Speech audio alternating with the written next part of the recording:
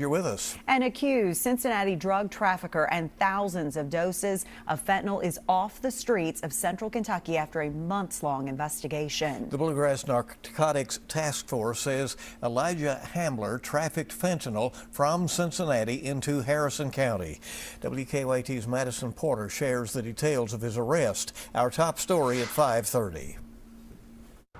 Bluegrass Narcotics Task Force Director Mark Burden says it started in June. Investigators say they made a controlled heroin purchase from Elijah Hamler, which turned out to be laced with fentanyl. That's when they say they seized 28,000 potentially lethal doses of fentanyl. Fentanyl is usually the primary drug that's causing the death. So that's how lethal and potent it is, even in small quantities. For reference, this one packet of sweetener is worth 500 lethal doses of fentanyl.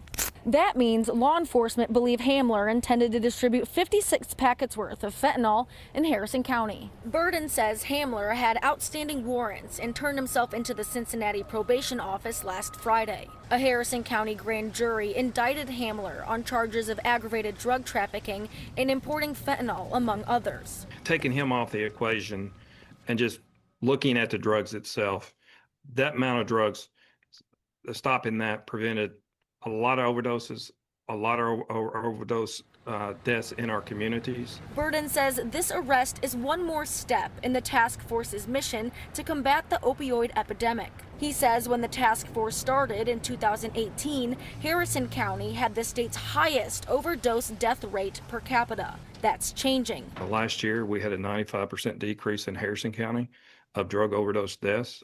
The calls for service are down about 70%. People in downtown Cynthiana expressed relief knowing dangerous drugs were taken off the streets. In Harrison County, Madison Porter, WKYT. And Elijah Hamler is currently in the Bourbon County Detention Center.